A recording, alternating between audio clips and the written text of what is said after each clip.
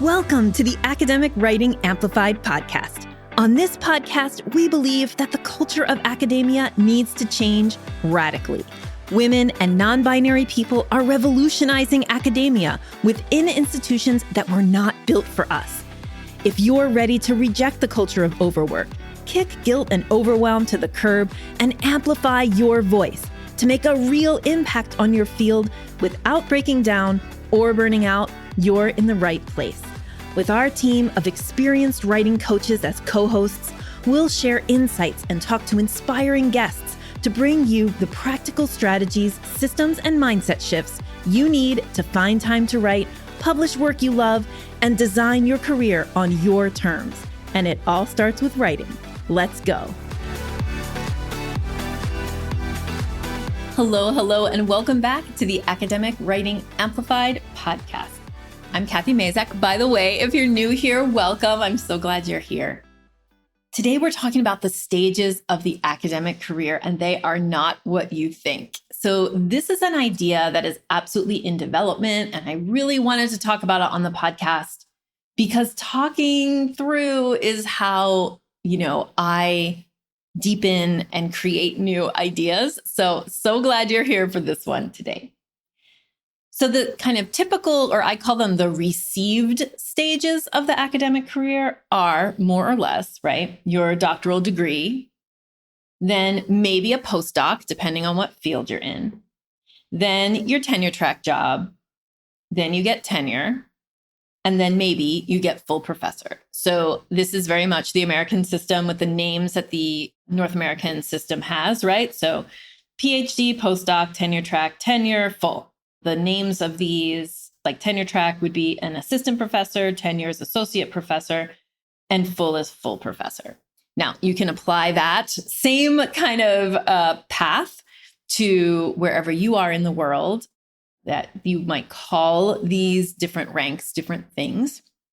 And truthfully, these are the kind of socially received stages. These are not the actual stages that people go through, and not even in terms of like the names of the job, right? So many people do more than one postdoc. Some people will become full-time researchers before they get a tenure track job. Many different things can happen. This is why I call these the received stages of the academic career. But we often talk about this as like, the PhD stage or getting the doctoral degree stage is kind of one thing. And then postdoc and the first few years on the tenure track, we often call early career. And then we kind of usually call everything else after tenure mid-career, even though look, nobody's talking about late career. So, and I don't even know what we would say is late career. Anyway. Today, I want to propose some different stages. I want to say some preliminary labels for what I call the real stages of the academic career. And then I'm going to talk about what changes at each stage. I'm going to say the kind of like the list of things that changes at each stage. I'm in the process of developing more specifics about each of these things. But again, this is just wanted to get these ideas out there, see how they fly, see if it resonates with you, and if it's helpful at all. Okay? Now, the reason to replace the received stages with some language about what I consider to be the real stages, the reason for doing this is that it gives us, again, better language to talk about what's happening. Because just saying what of the received stages you are, like I'm a doctoral student, I'm a postdoc, I'm in a tenure track job, early career, whatever, that does not help us to identify the real work of those stages. And that's why I want to propose what I think the stages of the academic career actually are. All right, ready to go? Here we go.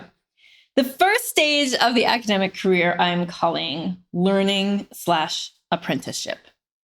So again, these do not map to the received stages. And we do this for much of our career. but also definitely for the PhD and for the much of the postdoc, if there is a postdoc. But anyway, the first stage is really learning/apprenticeship. This is where you are, deeply learning about your field. You are working closely with at least one faculty member or a committee or several faculty members over time in order to get apprenticed into research methods and ways of thinking and philosophies and theories about your field. So learning/apprenticeship is what I'm calling the first stage. The next stage I'm calling stepping into your own. So after you've done that learning and apprenticeship, the next work is to create something that is your own. And I often say, step out from under the wing of your advisor. It doesn't necessarily mean break with your advisor, though for some of you, that is the advice. But rather okay, you were apprenticed, you learned. Now it is time to do something on your own, to step out from under the wing of your advisor or break with your advisor if the relationship is not that great. It depends on how you see the relationship. So stepping into your own. This is a hard stage of the career. It happens, again, they do not map one-to-one to the receive stages. But especially early on the tenure track, this is what you're doing. You're stepping into your own so that you are creating your own line of work, your own body of work, your own work in your field. The next step I'm calling planting your flag. That is kind of equivalent to, although again, does not map one-to-one, but to give you a sense, this is the tenure moment. This is the moment where you're here is who I am. Here is what I'm about. I'm putting my flag in the sand and saying, this is me. And again, it can be hooked to tenure or not. It can happen in pursuit of tenure or not. But it is maybe the most important moment of your career when you say, okay, I've not just stepped into my own, but now I am declaring this is my line of research. This is who I am.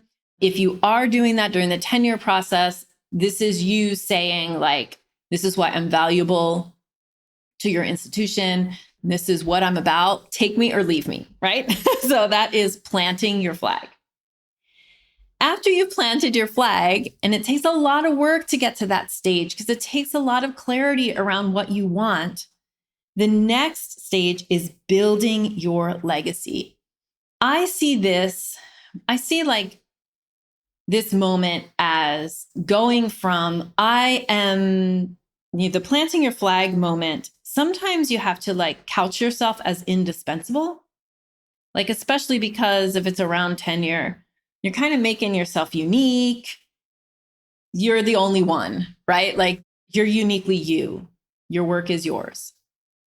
When you're building your legacy, what you're actually doing is multiplying yourself, multiplying your efforts in the world through mentorship of other students, through building structures within your institutions that promote your work, support your work.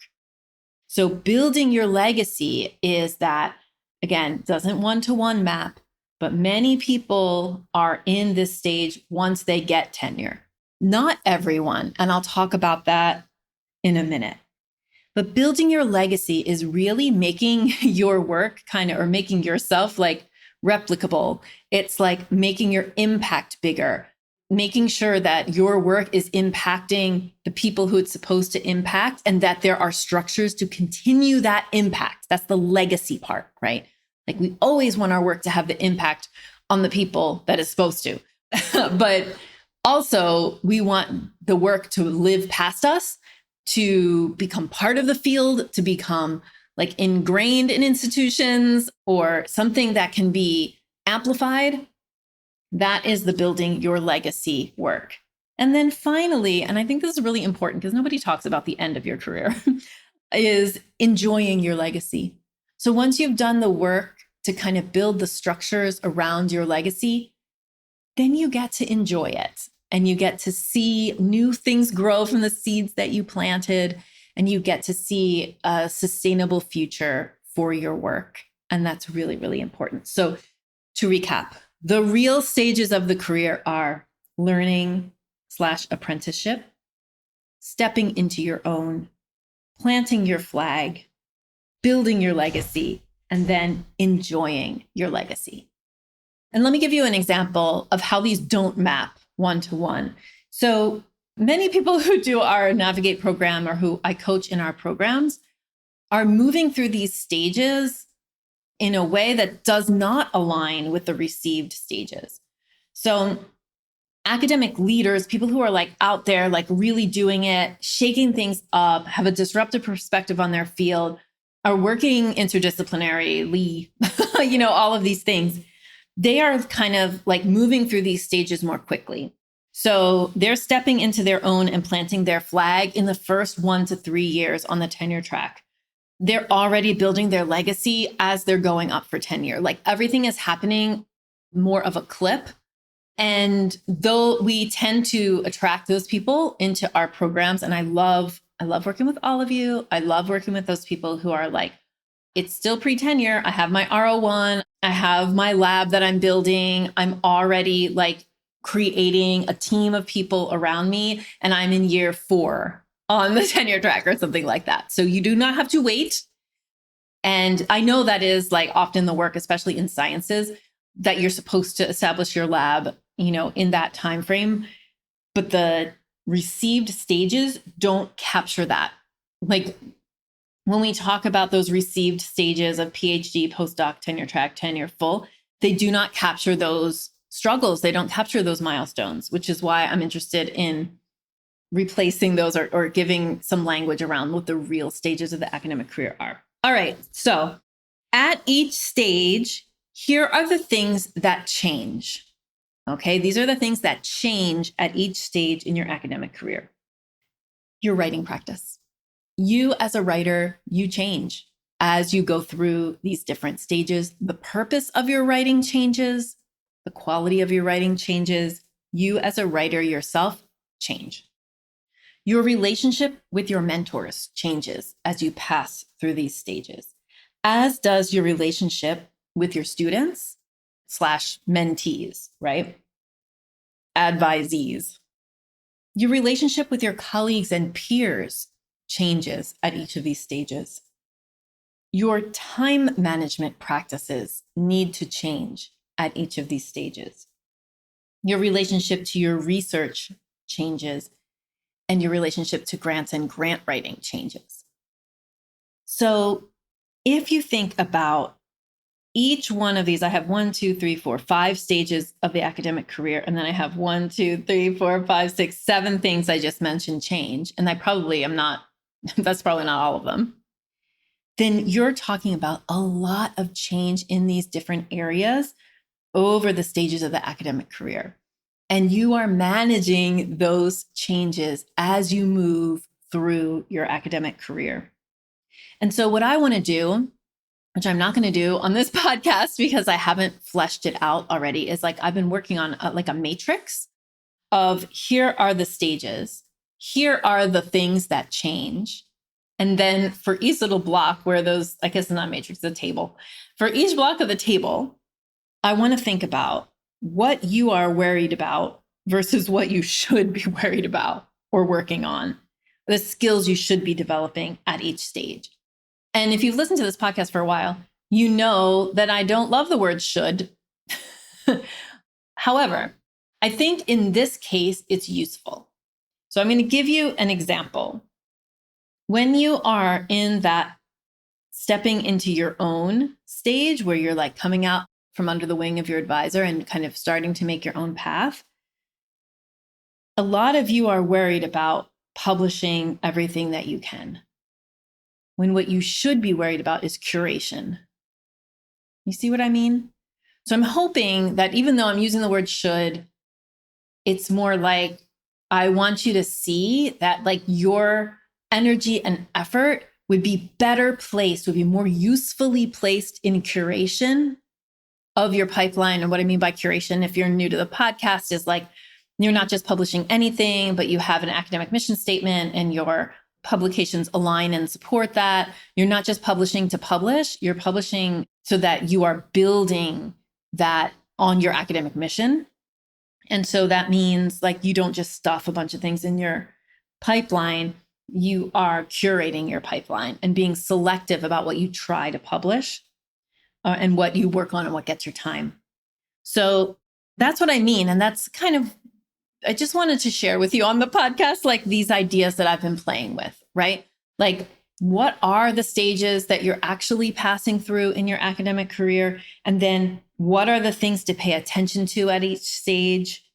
Yourself as a writer, relationship to mentors, relationship to students, mentees, advisees, relationship to colleagues and peers, your time management, your relationship to research, grants. Because I've been, building Scholar's Voice for almost 8 years. And in that time, I've literally coached hundreds of academics. And I think I have a pretty unique perspective on the academic career for our ideal clients, for the people, for you all who are listening to this podcast. This whole scheme might not even work for just anybody.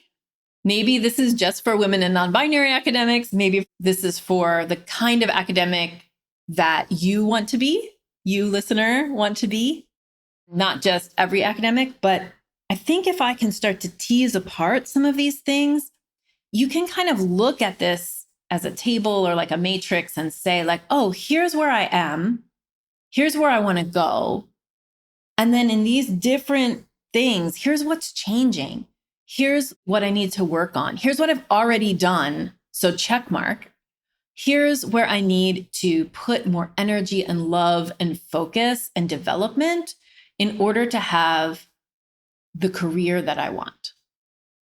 So I hope that this podcast has been helpful and thought-provoking for you. Most of you are not following the received stages in their order. So I hope that the quote unquote real stages that I've named here are a helpful way to think about your career. And yeah, I hope that this has been thought-provoking. Please know that if you're interested in working with us to get your publication pipeline flowing, to clear that publication pipeline and get that almost done article out the door, then we have our waitlist for Navigate open. You can go to scholarsvoice.org/navigate, find the pink button, and you can put your email in and you'll be the first to know when we start taking applications for our next round of Navigate. I hope that you have a wonderful, wonderful week. Bye-bye. Thank you so much for spending your valuable time supporting yourself and your writing by listening to this episode. If you like what you heard today, the best way to say thank you is to hop on over to Apple iTunes and write an honest review. The more reviews, the more amazing academic women and non-binary people will find this podcast. So go write one now.